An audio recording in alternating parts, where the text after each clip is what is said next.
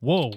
Hello, baby gangsters. This is Calvin, also known as Wormer, and this is my first ever playthrough of Phoenix Wright, Ace Attorney, Spirit of Justice, the DLC case, Turnabout Time Traveler, and it's September 21st. Sprocket Park, Mooring Dock. This is crazy. Look at this. This is Sprocket Park, but where's the reception hall? Larry's suit. The reception hall, that's... Wow. Looky there. What is it? I just spotted me a cute mamacita. Don't wait up, Nick. This is why you will not find happiness, Larry. I'm sorry to tell you. You moved on from Ellen quicker than like anything I've ever seen. And I knew you would. Hold on. Where's the reception hall? Sorry, Nick. A man's gotta stop and smell the roses when they appear. Okay, how about this then? I'll find it then. Don't bother anybody. I'll be back soon. I'm an artist after all. Oh, Miss Yoo-hoo. Oh, God. I thought he was going to take me to the crime scene. Oh, well. I'm sure he'll come slinking back when he inevitably gets rejected. I'll just take a quick look around until then. See, that's the problem with, like, people like that, right? Like, and it's the problem with Larry, is that there is someone out there for everybody, right? But they don't find it because they're too busy, like, you know, chasing this idea of, like, a fleeting love, that they think they're going to find love just by randomly going up and talking to people in the streets like this by a blimp. And again, that does happen sometimes, but, like, he's seeking, like, the thrill of talking to a girl rather than actually like being with a girl. You know what I mean?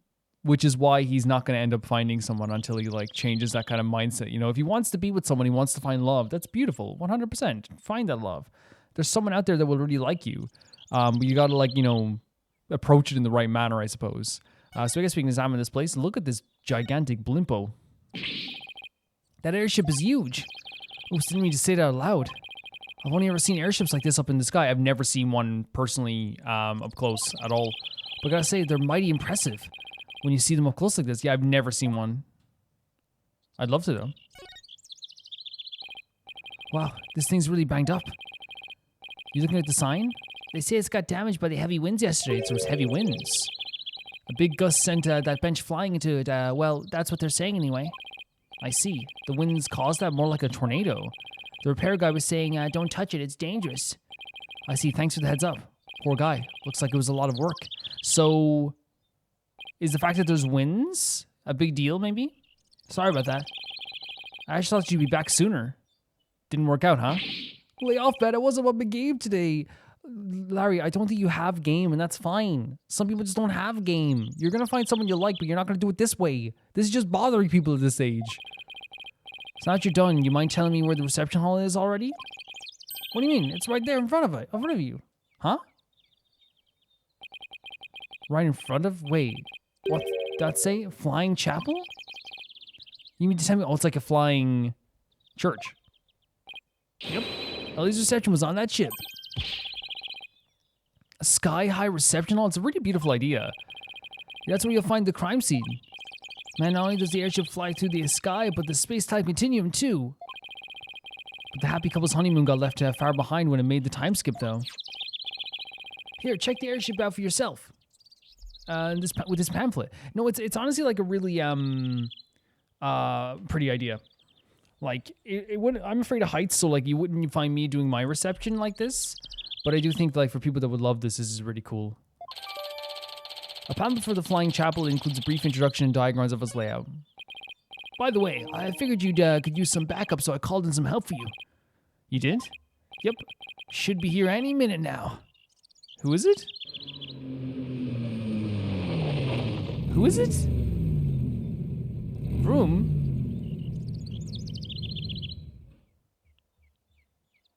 Wait, what? That red sports car. Larry, don't tell me you called. You know it, buddy. I trust you've been well, right? What? Oh my god. Oh my god. And again, we saw her like recently, obviously in the last trial, but like this is different. Seeing Maya in America is such a different feeling, right? Because it's like, this is where we first met her, you know? And obviously I didn't know we were going to see her in this quest. I really didn't. That's so cool. Seeing Maya anywhere would be fantastic, but like there's a different vibe to like, you know, when we're safe, is what I'm saying. You know, when we're safer, when she's not on trial to be killed. Oh, surprise evident. That was a pretty good Edgeworth impression, wasn't it? She was doing an Edgeworth impression? Because obviously that's his sports car then. Is Edgeworth here? Maya, what are you doing here? Larry called me up. He said something about it finally being time for him to tie the old knot. But that's funny. I'm pretty sure he mentioned something about being here with his bride. Oh, Maya, if only you knew. Man, this is so fun. This is how you do a DLC case, man. It's just a separate story so far from the Crane stuff that just has a different energy to it altogether, right? This music's so great, isn't it? It's so good. Maya, I know this is sudden, but please marry. Lay off. Back off. Back off. Go away. Nick, what's Larry talking about? Don't mind him whatsoever. Don't mind him. He was dumped by his bride. Well, by his imaginary bride anyway. Phoenix is gonna marry Edgeworth. Okay. Maya's gonna marry whoever she wants, right? That's her life. But it's not gonna be Larry. it's not gonna be Larry. I'll tell you that much. Wow. Poor Larry. That's a new low even for him. But hey, imaginary girlfriend's never hurt anyone, right? More power to seeing the bright side of it. This is Maya Fey. She's been abroad for her training as a spirit medium, but now her training is over. She's back here, her home, so she's here permanently now. Okay. That's right. The new and improved Maya Fey is on the scene. Wait, no.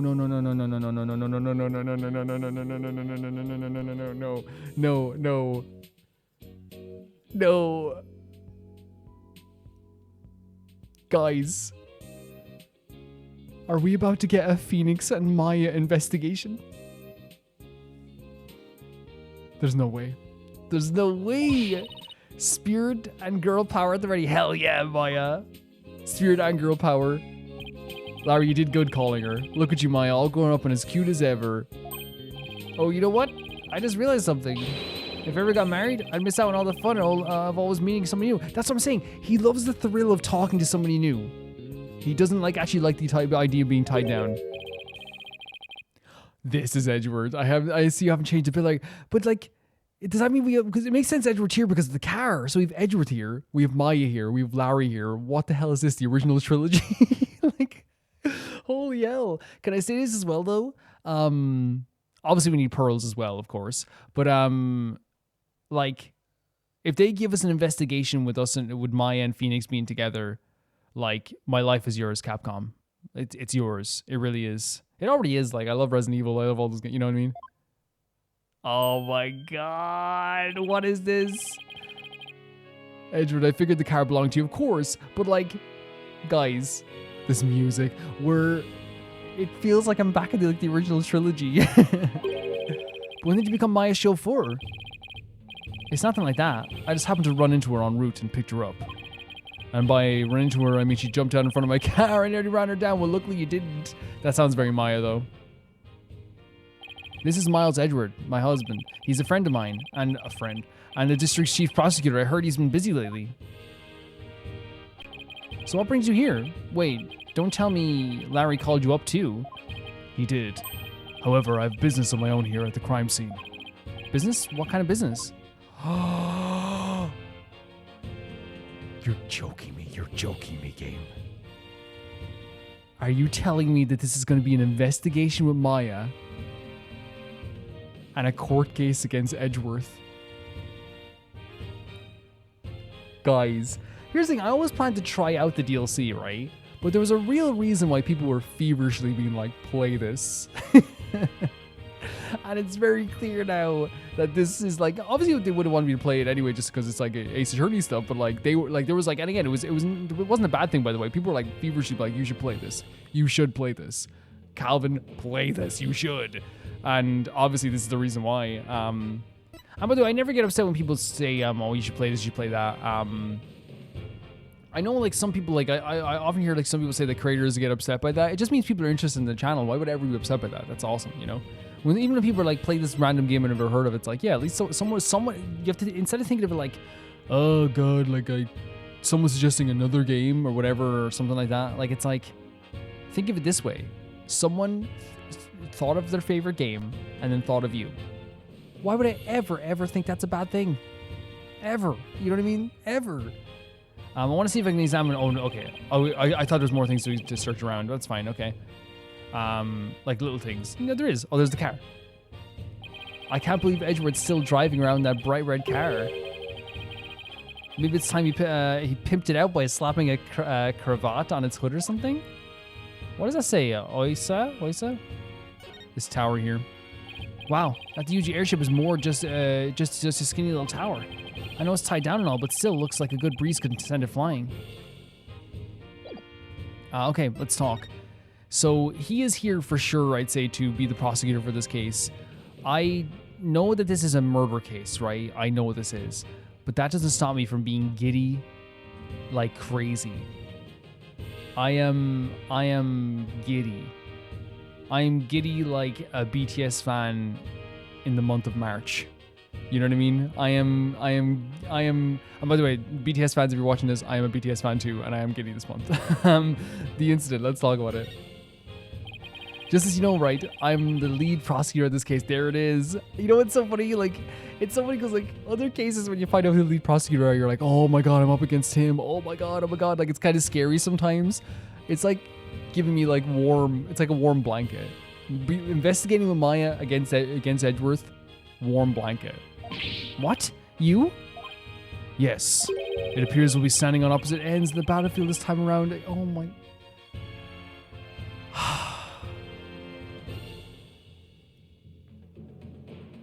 I don't know what I did to deserve this gift. Did I do something good this morning? Did I say something good? So I'll be up against Edgeworth tomorrow. But I don't get it, Edgeworth. What about this case warrants the personal attention of the district chief prosecutor? It's a bit complicated to say the least. In what way? The groom is a member of the Sprockets, a family with immense influence. Ah, that makes sense. If his bride were to stand trial in court, it would sully the Sprocket name. So they tried to apply some pressure on the prosecutor's office. Pressure to settle it amicably, right? So that means just sending her away without trial? Not happening. What do you mean send it amicably? I think they want to make sure it doesn't go to trial. It means that they're trying to sweep this whole thing under the rug. So yeah, this family definitely is something. We kind of noticed the last episode there is something weird about them. They definitely just want her to go to jail and take the rap for this so it doesn't go into the papers. But it might still go into the papers. Wow, Sprocket Aviation really has that much clout? Yes, they have especially strong ties in both the political and judicial worlds, to the point where no one dares to oppose them. Don't tell me that includes you. Don't be ridiculous, Wright. It's quite the opposite. The prosecutor's office is filled with cowards, as I found out. Oh. Every last one of my supporters was low to prosecute the Sprockets. Wow. So he had to do... That's awesome. That's so... Again, it's so Edgeworth as well. No one else would take the case because they were too afraid. Edward's like, okay, I'll do it myself then. So that's why you decided to take on the case yourself, right? That's right. I will personally see to it that this justice is served. Look at the determination in his eyes, too. That's awesome. That's so Edgeworth, too. It's so Edgeworth to be like, fine, I'll do it myself. I always prosecute to the utmost of my abilities regardless of who I'm up against. For that is a part of my creed. Nothing and no one can sway me from that. Not even the almighty Sprockets. Tell him. Every second I think about it, I investigate with Maya and a case with Edgeworth and my heart just flutters. Right. If they think they can use their influence to bend the truth, they have another thing coming. You know, I almost feel sorry for them. They were only trying to protect their interests. No. No, I do not feel sorry for them. But all they got instead was you. I know what Phoenix is saying. He's kind of saying like, man, they have Edgeworth now. Like that's doing this. Because the thing is, well, it's like it's still Edgeworth isn't working for the Sprockets. He's working for this. Would you call it the state? Is it's usually when it's a murder case where it's like the state versus, right? Because you can't really like technically. I guess you can't technically like represent a dead person. So it's like you represent the state, right? So in a way, he's trying to make it so that like he's not representing the dead persons whatsoever. He's trying to make sure justice is truly served. So it's not like he's working for them, which is what he said. Instead, he's working to make sure the truth comes out, which is what they don't want as well. Edgy, come on, man, which is already crazy because like if it was like, see, the thing is as well, it's not their family members, so obviously I don't think they care too much, right? But like if normal people, right, if someone died inside of your home or your party or something like that, normal people, if you had no involvement in it, for example, would probably want to be like, please find out every piece of evidence you can. You know what I mean? But not everyone's normal, I suppose. Edgy, come on, man. How can you prosecute my poor sweet Ellie? What kind of heartless jerk are you? Prosecuting her is actually going to help her. Like, it's weird, Larry. It's actually going to help her in this situation. It's because I don't see Edgeworth's prosecution as ever being like so detrimental to our defendants. I always think it like now, especially post time where he was like, you know, kind of really up against this and he really didn't like us for a moment. I think that like I always think of it, prosecutors sometimes, especially good prosecutors in this game, as a way of helping us in some ways too. Even though like let's be completely honest here, like Simon Blackwell, Nayuta, all the Godot, they all were very much against us. They were uphill battles, and it was very much like a way that it felt like it was an extreme fight. But I really feel like in this situation, it's like it's going to help Ellie more to have someone actually try to prosecute her, because that will lead to the truth rather than it being a thing where she just sent away amicably, as they called it. It just makes sense. I'm simply doing my job. Yeah, and it is going to help Ellie. It's going to help her. And I'm warning you, Wright, I won't hold back, not for you or for anyone else. We wouldn't have it any other way. Thanks for the warning, your righteousness. Yeah, no, it's a good thing. He has just made sure that this case is going to be played out more fair than it ever could be. So how's it going, Mr. Chief Prosecutor? Busy as always, I presume?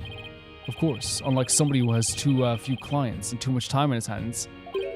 Guess that explains why your brow is more furrowed than last time I saw you. Maybe you should learn to relax a little, Edgeworth. Nice try, Wright. But as always, I've no intention of showing anyone any mercy. Including you. As inflexible as ever, I see. No, I want him to show me no mercy because I want the full beast. I want the full beast in this. Besides, I think I'm mellowed out a bit with age. So if anything, those furrows should have just smoothed out a little as well. Honestly, Edgeworth, are you really that blind to yourself? Excuse me?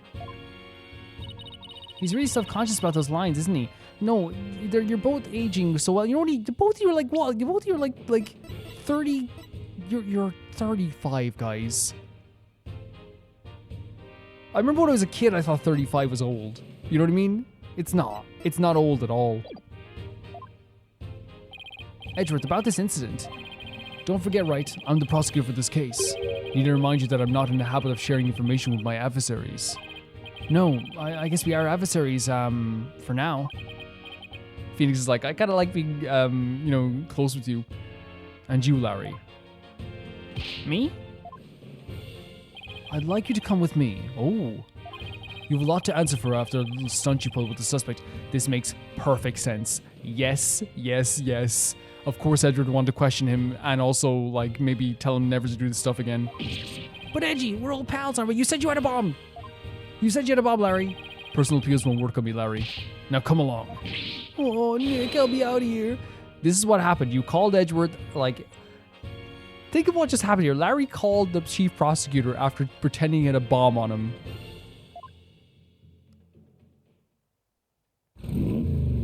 There he goes off again. This is awesome. This is the best. I'm so happy. So happy.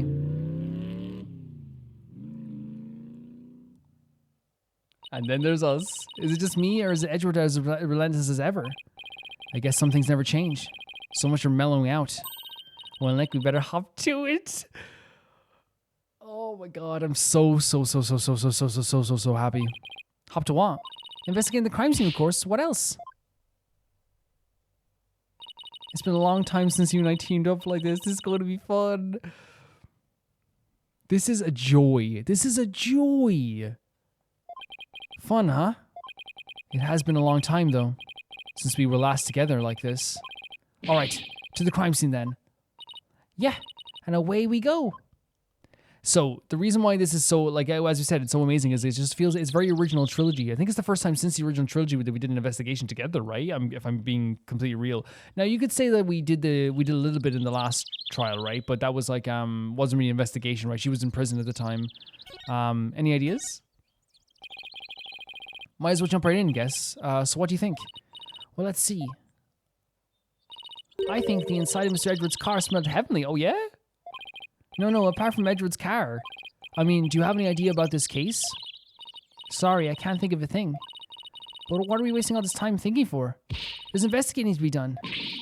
I can't wait to see what kind of evidence we'll find. You seem pretty excited. You bet, Nick. The dynamic duo is back in the saddle again. Let's go round him up, partner. Partner as well. All right, let's get to it then.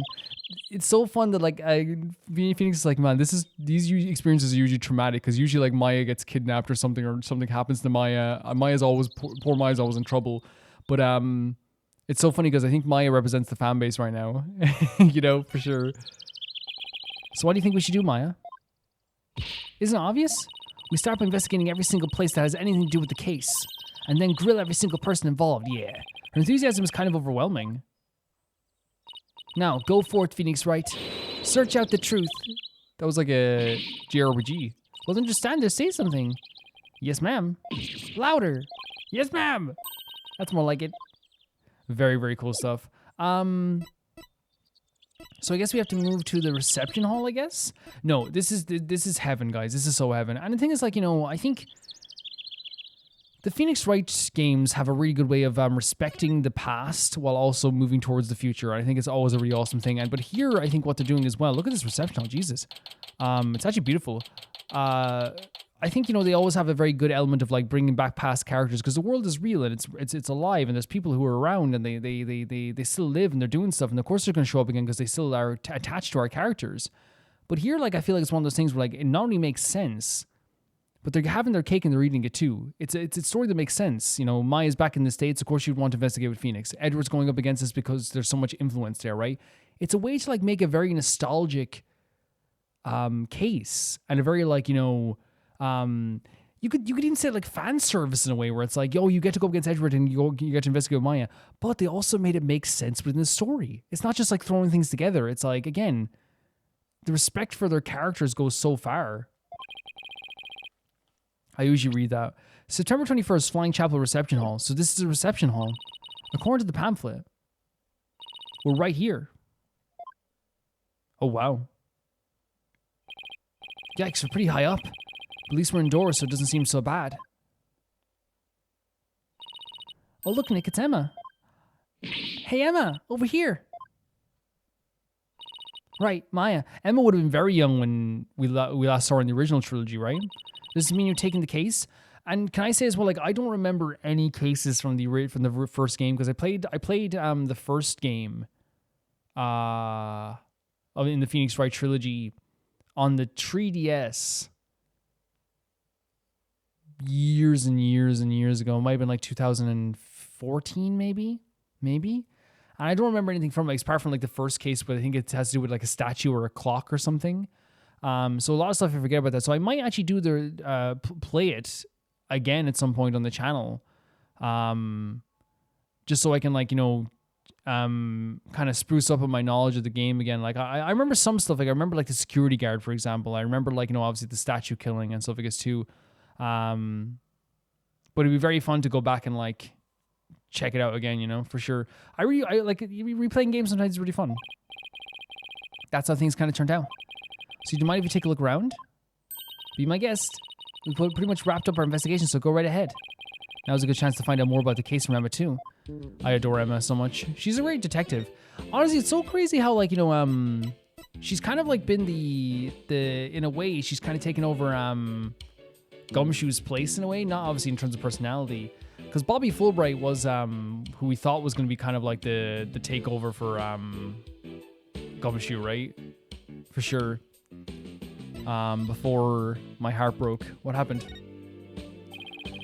Edward wouldn't tell us anything about this case. So do you think you could give us a rundown? Well, seeing as he's going to prosecute, I expect him to be tight-lipped about it. Yeah, I'm kind of glad he is. I want this to be like a really like tough battle. I want it to be. The incident occurred yesterday, on the September 20th. It happened after the wedding reception, which lasted from 7 p.m. to 10 p.m. 7 to 10, huh? Got it. By the way, you didn't hear about any time traveling or anything, did you? Look at that. Is that new animation? Her just going, huh? With the head, her head like tilted to the side. Time traveling, what do you mean? Oh, nothing. Forget it. That's pretty much the response I expected. Victim's name is Dumbass Gloomsbury. He was a servant in the Sprocket family household. Ellen was a maid for that family as well, so that means the two of them were co-workers? Yes, they apparently knew each other. Okay. Mr. Gloomsbury was the lead servant after all. Lead servant. He was very serious about his work, but he also was a very close and private man. So the other servants called him Mr. Doom and Gloom behind his back. Okay, a little bit of a nickname. You have those for your boss sometimes though, right? If he's the lead servant, he must have been higher ranked than Ellen. What makes the police think Ellen killed this man? A guy who was essentially her boss. We don't know the defendant's motive yet, but the circumstances surrounding the discovery of the body don't bode well for her. How is that? And what circumstances are these exactly? Is because she found it in like the vase, wasn't it?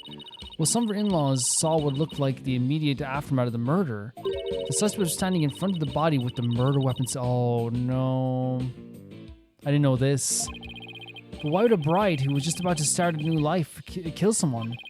Did the police have an explanation for that? I know she discovered the body. Maybe they did explain the murder weapon before as well, but something slipped through the cracks sometimes. Yeah, about that. They believe the victim attacked the suspect and was killed when she fought back.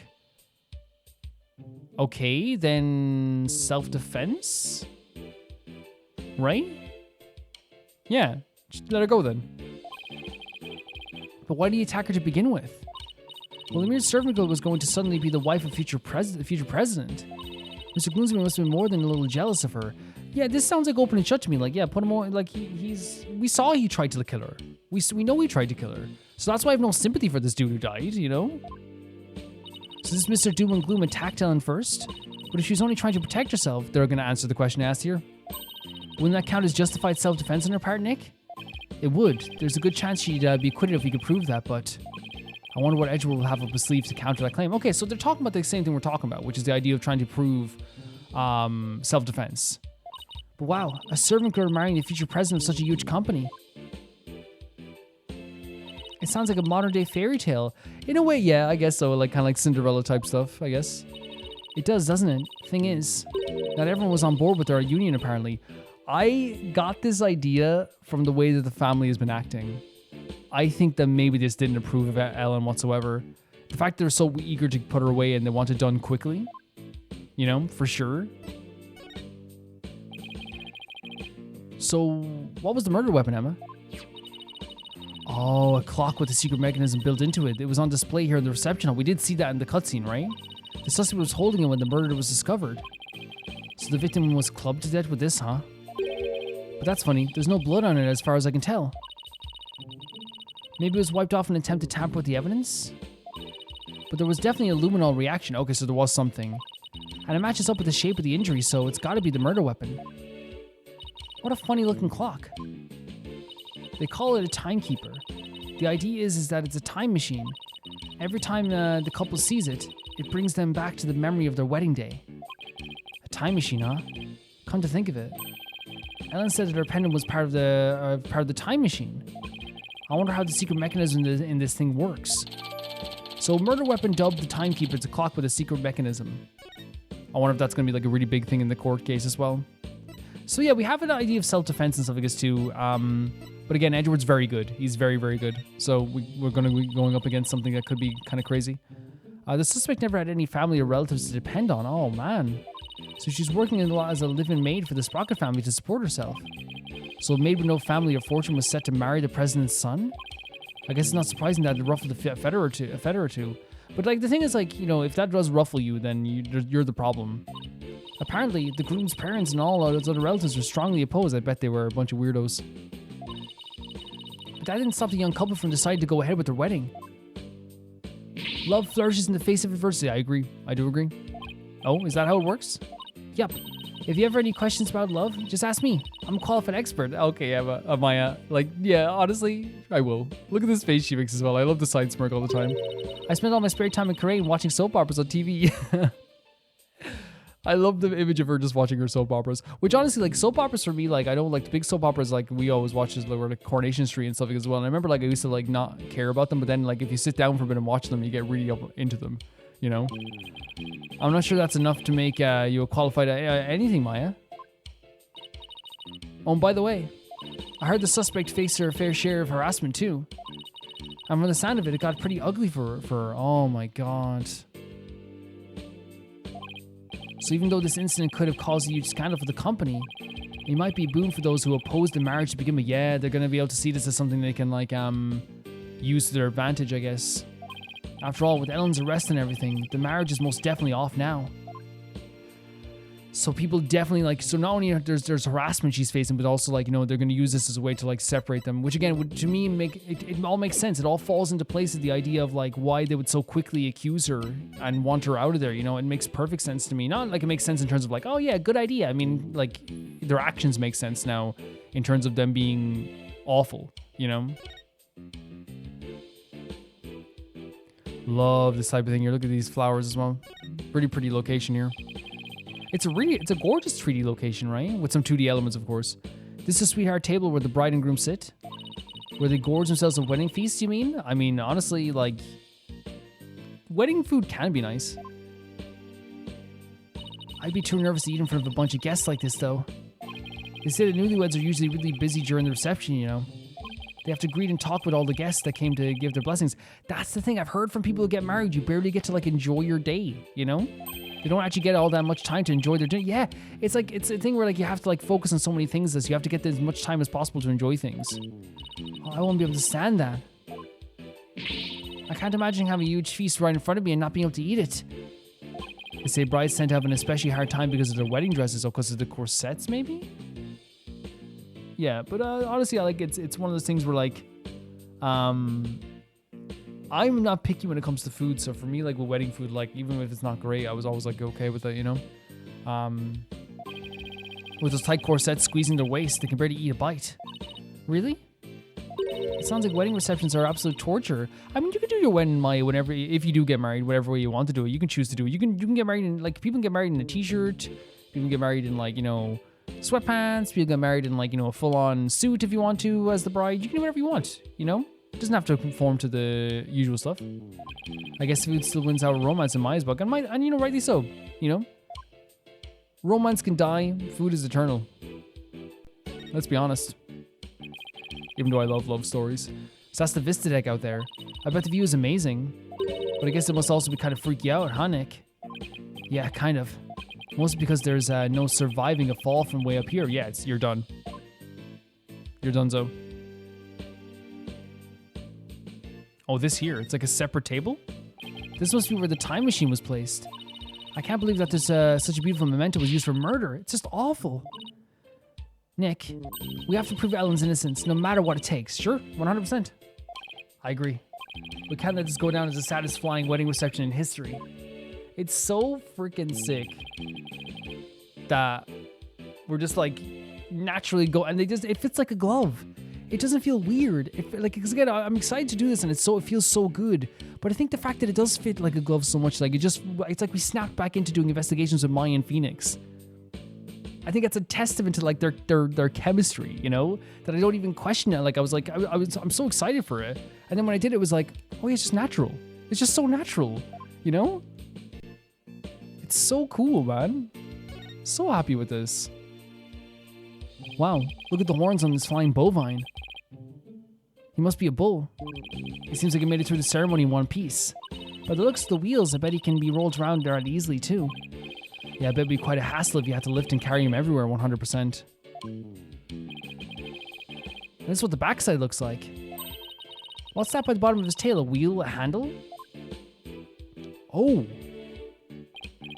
I get it. This way they can get inside to change the light bulbs? Okay.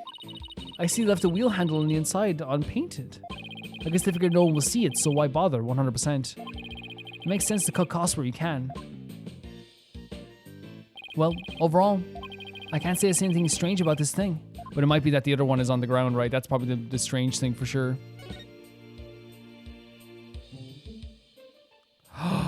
They fell into that. Oh, that's what they meant to... wait, so... Did I read it wrong? I think I thought they said vase, but they said case maybe.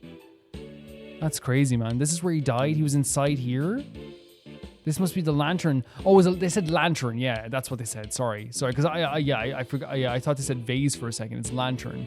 The body was found in. Ellen managed to move. Because when they said lantern, I was like, what is that? Like a mini lantern? Like a giant lantern? What does that mean? But I guess this is what the lantern is. Yeah.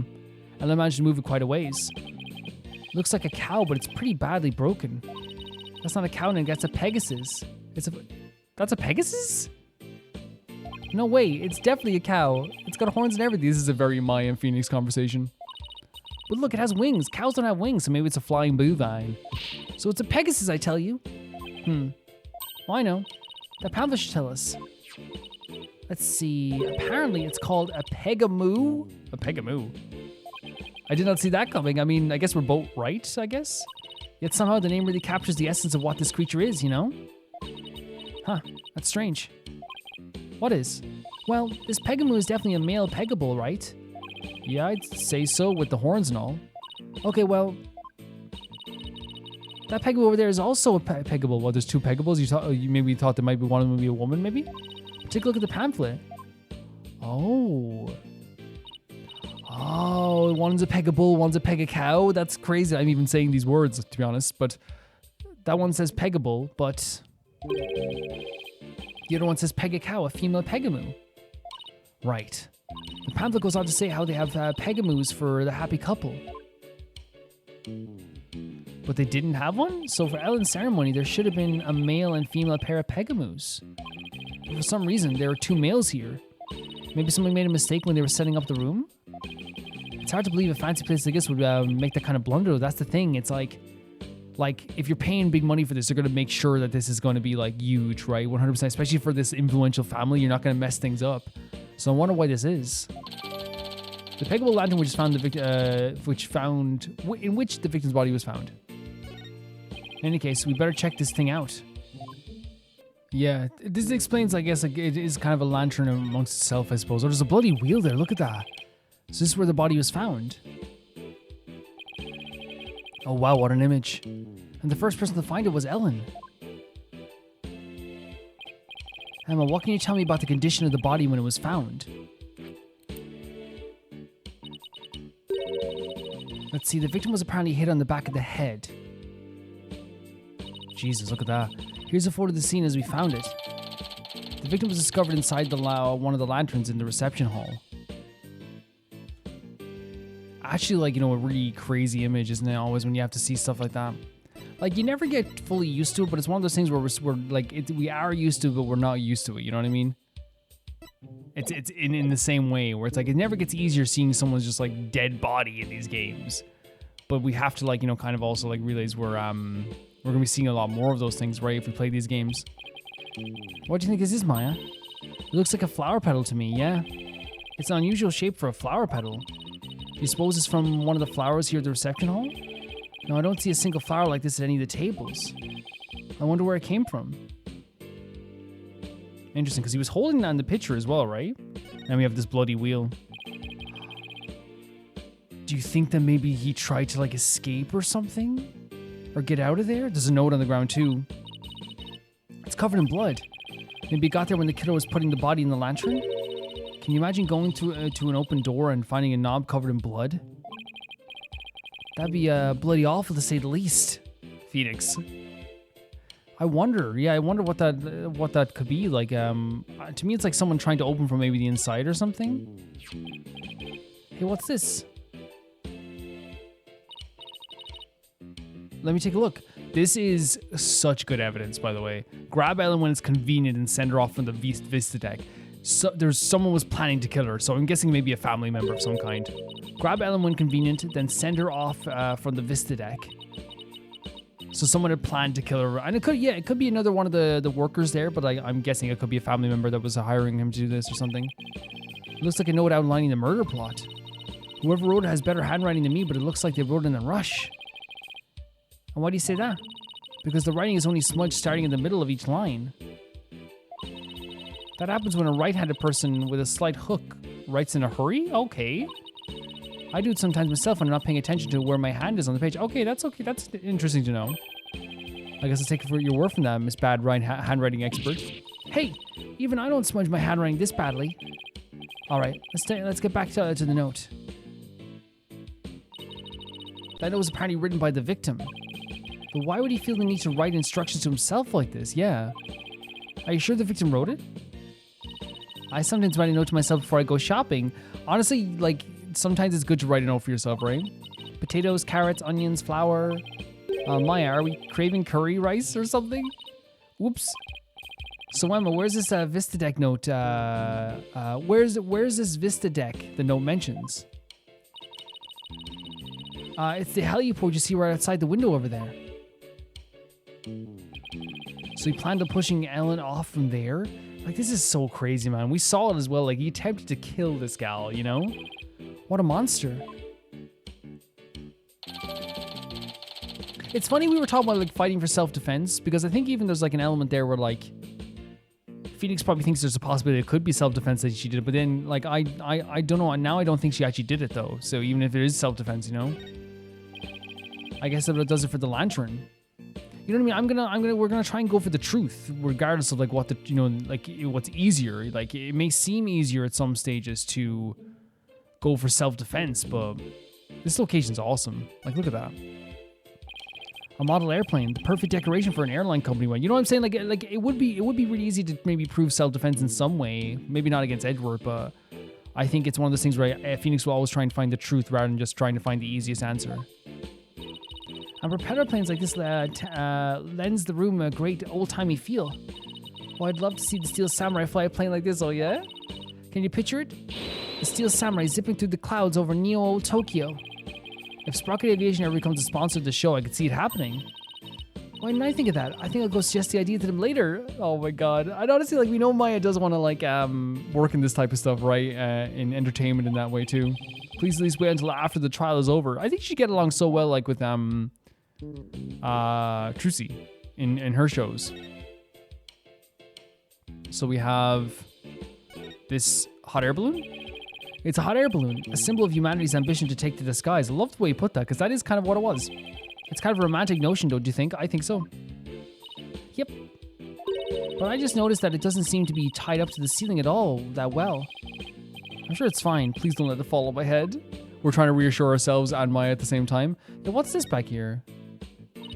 I wonder what this partition is for. Imagine people like the reception staff or entertainers use it. Maybe. They probably wait behind it when they're on standby. I see. With the partition this size, I bet they could even fit an elephant back there. Oh yeah? Not that any sane would. I mean, you know. Again, this is what I'm saying. It fits like a glove. It's so crazy that it doesn't feel weird that, like, we're back to Maya saying, like, the weirdest things ever as we're exploring this place. You know, she always had the weirdest quips. And it's kind of nice to have her back here now. But again, it fits like a glove. It fits like a freaking glove. It's a fog machine. Wonder if they used it during the reception. Oh. Hey, Nick. Go stand over there for a sec. Why? Just because. Now go. All right. I've got a bad feeling about this.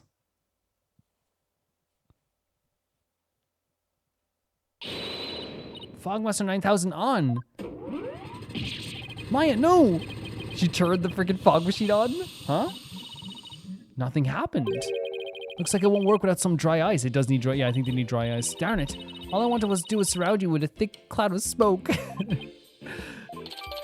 I love that. I love that she's like, her first thing is just like, what it'd be. She's like, think to herself, it'd be so funny if I surrounded Phoenix with some fog right now.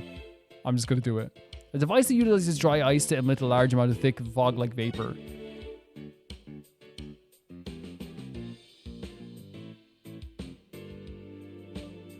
Okay.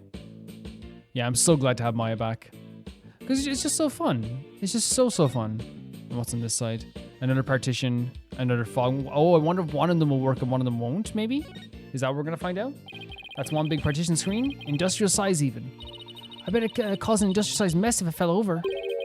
And that's why you're not allowed to touch it, Maya. Maya had the thought in her head of, what if I push it over? What? Then who's going to test how stable it is? She has a point. Oh my god, Maya, do it. Go on, do it. How can you say no? How can you say no? Do it, Maya. Just leave low, please. No, again, as I said, it's just classic Maya. It's classic Maya and Phoenix. It's so good. It's a fog machine for the reception. Pretty cool, huh? Don't you dare touch it. She can do it. She can touch what she wants. Spoil sport? That's because I know how you operate. Yeah. But honestly, because of her, we found out that this wasn't working, right? The fog machine? In a way. Oh, I just noticed this on the table as well. That's Larry's for sure. It looks like a business card wall. I wonder whose it is. It's Larry's disguise. The face looks awfully familiar. Yes, it does. Guess I'll bring it to him later. A business card holder with peculiar yet suspiciously familiar imprint in the center. That's going to be evidence? There we go. So it's going to be evidence of some kind, that card holder. Well, I guess that just about does it for the crime scene. Hey, Nick. I want to see the rest of the airship. Sure. We might as well since we're here. True. We might even run into some of the other people involved in the case. 100%. I want to meet the hubby.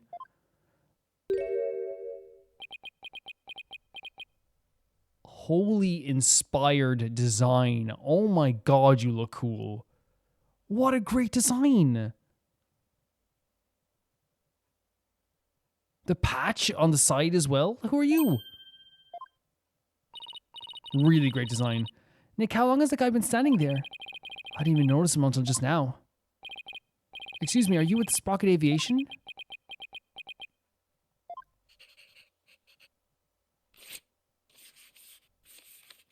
ASMR here. Oh my god. Oh my god, the animation is him throwing an airplane? Your design is impeccable. Nick, he wrote something on the paper airplane. I guess we're supposed to read it then? Let's see here. Get out, intruders?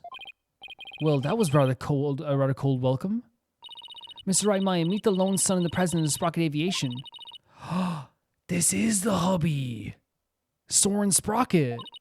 Or to put it another way, the future president of Sprocket Aviation. This is the hubby. So he's Ellen's fiancé? He's pretty. He's a pretty guy. Larry, you stood no chance.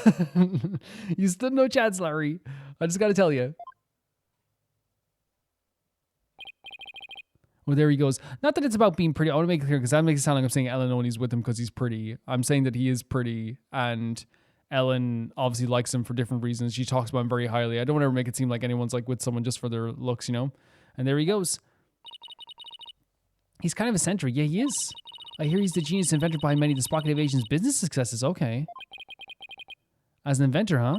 Yep. He's even designed this airship. That's pretty impressive. Nick, this is no time to be standing around gawking. We have to go after him. We need to ask him some questions about Ellen. Oh, right. Look, he was heading outside. Yeah, really interesting idea here as well. Like to have the son of this. Is he here now as well? Yeah. Ellen's fiance and future president of Sprocket Aviation. He's meticulous about note taking. He's a pretty character, guys. Just a pretty couple. that's all it is. Yeah, 100%. And like I love the idle animations. He does seem pretty eccentric. He didn't seem like he wanted to even talk to us at one point as well, right? For sure. Is he going to the mooring deck? Do you think? Yeah. September 21st. Sprocket Park. Mooring dock. It's just a really pretty design, isn't it? Like it's something like so like almost like I love this like this idle animation of him just like playing with the airplane is like so interesting as well. But I don't know, it's just really, really pretty. And it's not just like his face, like it's also like the hair looks really good under the hat. The red color actually looks really cool with the patch on the side too. The kind of like whatever that is on his back too, some electronics as well. And then like even like stuff with the idle animations, like it's a really inspired choice for the design. There he is. Excuse me, could we talk to you? Excuse me, do you mind if I ask you what you're doing? He's writing another message for us.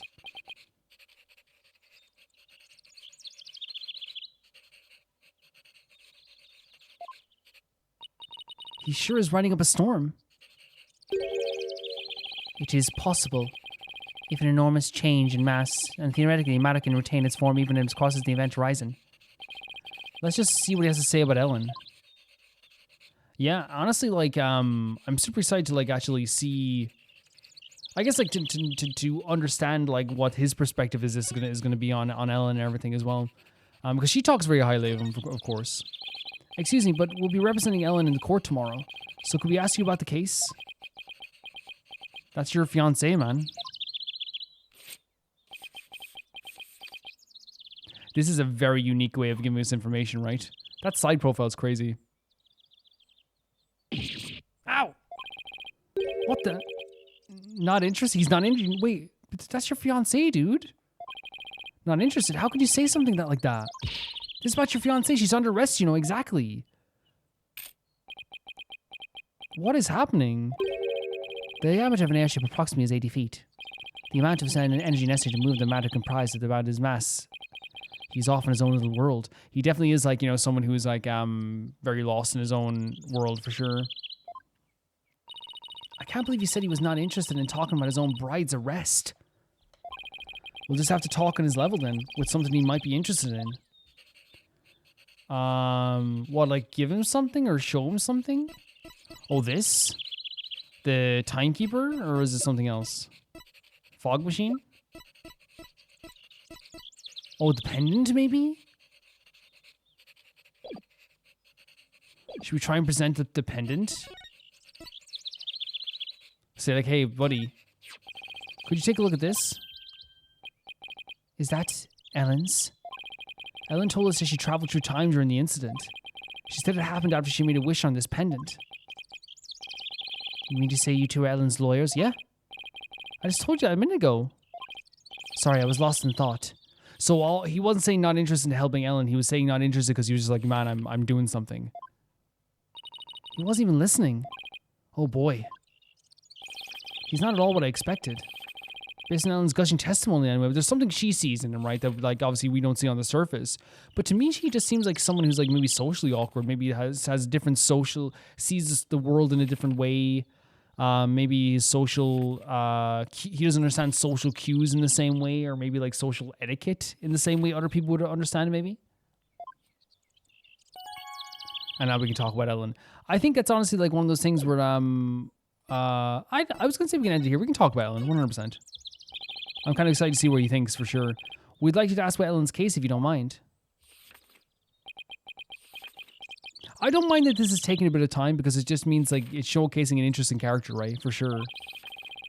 I don't know anything about it, so why don't you go ask the police? But that is your fiancé. In other words, not interested. This guy's the worst. Now I feel sorry for poor Ellen. She sees something in him. She sees something in him. Right, for sure. If that's the case, can I ask you about how Ellen traveled through time? Go on. Oh, that got his attention, yeah. So, is time travel really even possible? Yes, it is possible. Alrighty then. At the same time, it's also impossible. The pendant I gave Ellen is not supposed to operate as a time machine by itself. What do you mean? The timekeeper, the clock that we had displayed in the reception hall, that is the body of the time machine. The pendant is simply a part. That clock was the murder weapon, wasn't it? But it's a time machine too?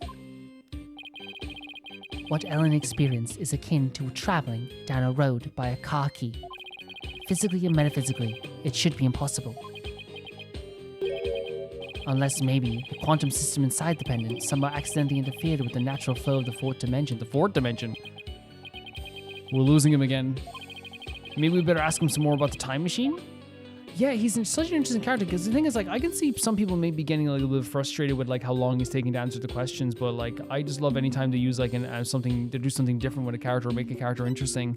I can very much tell that he, like, isn't, at the very least, he's not good at picking up social cues and social etiquette. So, like, we'll give people that, regardless of how, like, we think of them at first anyway, we're going to give people kind of, like, some grace with that as well. The time machine. So you've been researching time travel, have you? Moving through time-space continuum would be a man's ultimate means of travel. Time travel is a mode of transportation? Since the dawn of time, man has developed multifarious methods of transportation. Horses, steam engine, gas engines, airplanes, spaceships. But they're all fundamentally similar, in that they constitute three-dimensional movement. time travel to space-time continuum would shift mankind into a new palladium. I don't know why, Nick, but I'm getting awfully sleepy all of a sudden. For generations, I think it's interesting. But I think it's like she's not saying it's boring. I think it's just like, there's a lot. For generations, Sprocket Aviation has, that makes it sound like I'm saying Maya can't understand a lot. I'm not saying that. You guys know I'm not. I would never say that about Maya. Sprocket Aviation has advanced development of transportation. Therefore, it's only natural I would research time travel as a man's next great leap. So he's always looking for the next big thing, I suppose. Yawn, oh, is he done? Okay, apparently she is just not interested. So I guess all the stuff he's saying mean, Nick. Well, basically it's like taking a hamburger joint and adding a drive-thru to it, I guess. Oh, I get it. It's the same burger, but with a quicker and more efficient delivery system. So what Soren really wants to do is launch humanity into the future. Launch. Launch, not lunch. Hey, it's lunch now. It's lunch now. Would you really believe that time travel is possible? It only becomes possible truly when a man stops daring to believe. I get what he's saying. It's like, it's only going to become impossible once no one tries it, I guess. Besides, the time travels do exist, but you wouldn't understand. Did you hear that, Nick? Time travelers really do exist. All I know is Soren isn't the easiest guy to wrap your head around for sure, 100%. I don't know, I kind of like the way he talks. It's full of hope for the future. Maya is such an interesting character because she's like 2 minutes ago, she's like, this is bored as heck. But then she's like, oh, I kind of like his voice though. Which again just shows like a multifaceted person. Sometimes like you can be like, I enjoy their voice, but they're talking a lot, He's more passionate than I thought too. When it comes to inventions anyway, for sure, 100%. His apparent lack of concern for Elling is troubling though. That's what's interesting to me, It's very interesting to me. So, I heard that the rest of the Sprocket family was opposed to your marriage. What are your thoughts on that? Oh. Master Soren? What the hell, these inspired designs, man? These are such sick designs. So cool. It is time for the meeting on the Next Tones project.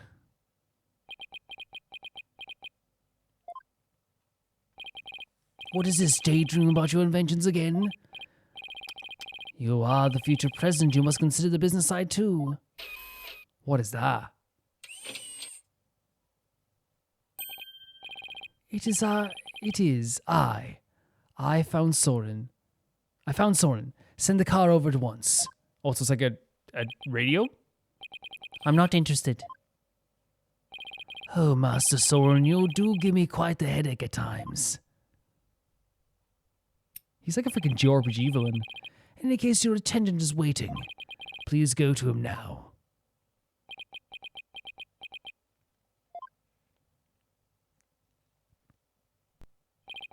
Excuse me, but who are you? Oh, where are my manners? My name is Pierce Nicody. Please call me Pierce. I'm the Sprocket family butler. Nick, a butler?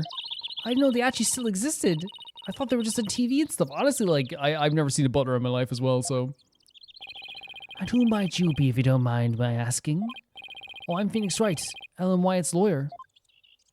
And I'm his assistant, Maya Fey. I'm a spirit medium. Oh my god, hearing her say that. So it is you. I'm most grateful for you taking on Miss Ellen's defense. You have my sincerest thanks. Don't mention it. So, hey, speaking of the case. Oh, one moment, please. What is he doing? Wow, what a beautiful pocket watch. Oh, this is just a bit of a good luck charm. That's one expensive good luck charm. But I guess it makes sense, knowing the time is a pretty important line in his work. In his line of work. I guess that pocket watch is more as important to him as any other attorney's badges to me. That's a great way of like relating to someone, Phoenix. 100%. There is a little time before I must attend to Master Soren again. Why not come to Sprocket Manor?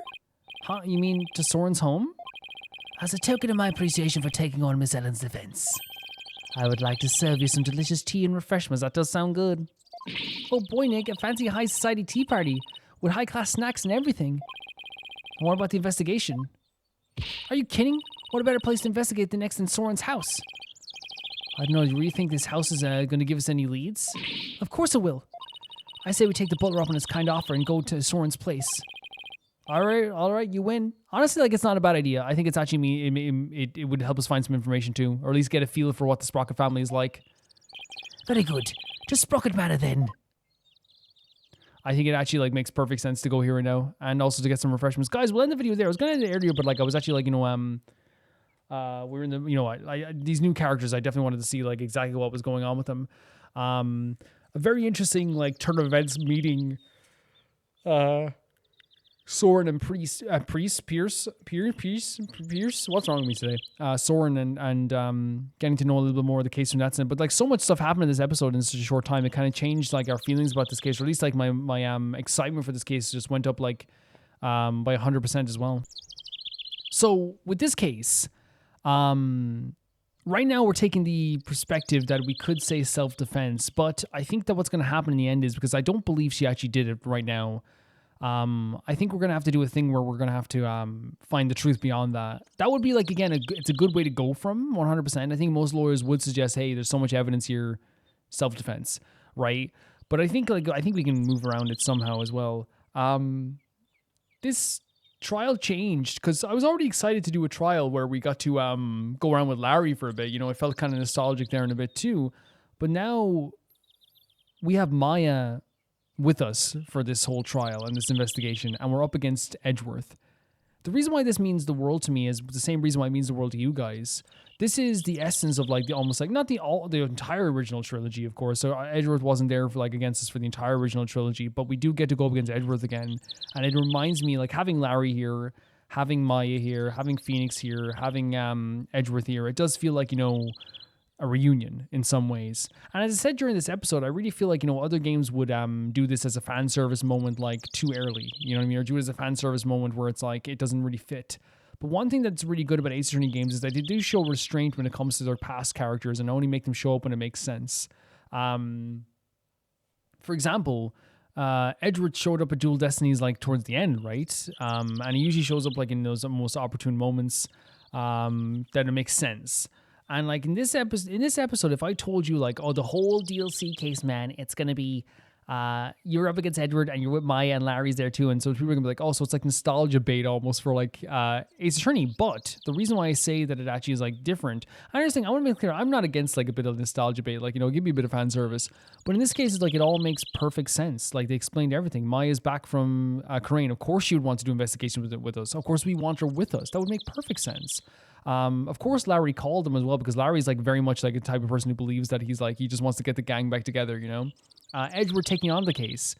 The first question you might ask is, well, like, why did you take on the case? And it's like, it's answered like instantly. Everyone else is too afraid to deal with this rich family, so Edgeworth took on the case. So like I said with Ace Attorney, they will not have a character show up unless it makes sense, and they will not have a character show up unless like it makes sense in the story. So like, we weren't going to have this.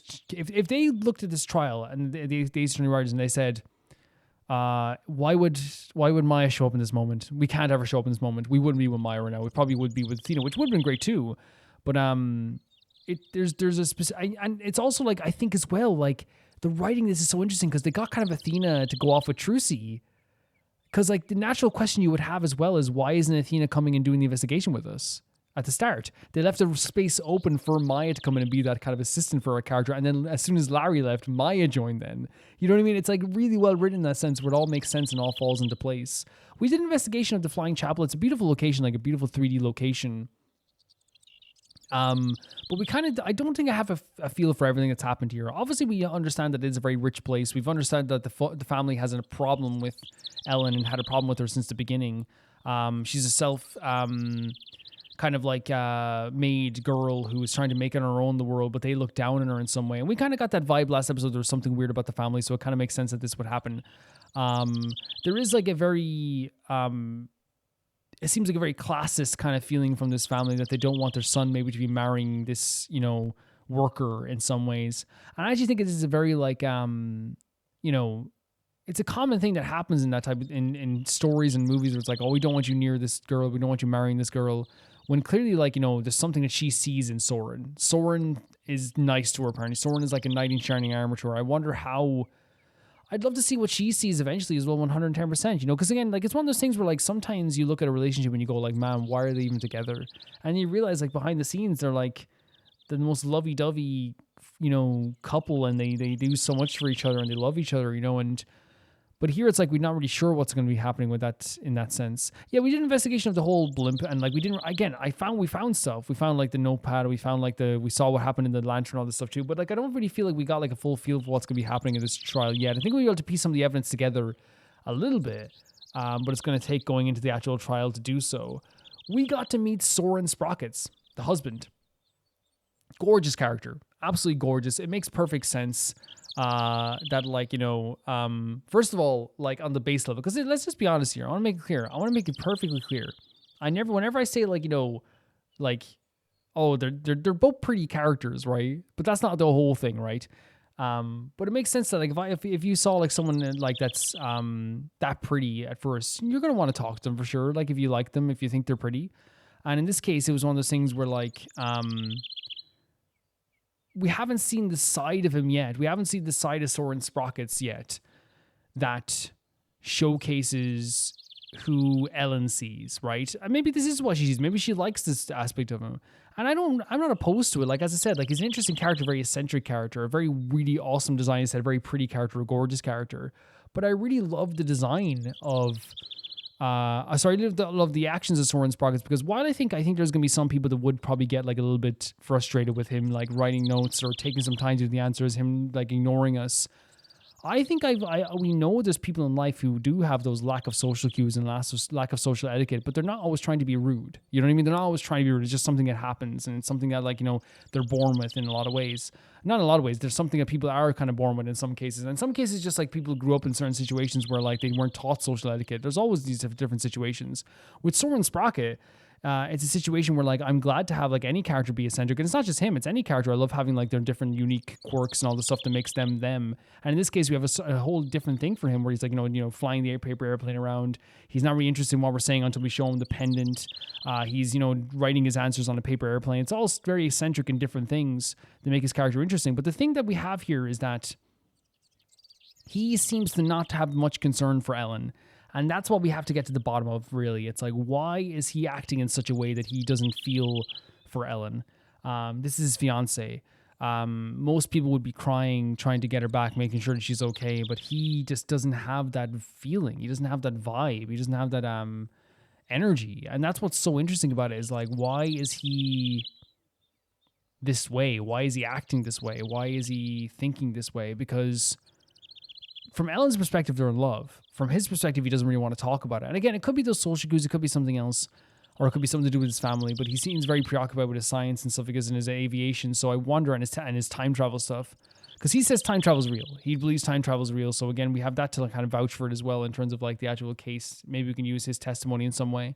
But that's the crux of it. He's a very interesting character, a very like cool new character to talk to, very interesting character, but just for some reason he does not one bit have this urgency about his wife, his fiance being his wife. It's his wife. If you're at the reception, you've gotten married, right? Maybe, I don't know. His wife, his fiance, is in prison for on a charge of murder. Like, you would have some urgency. You would.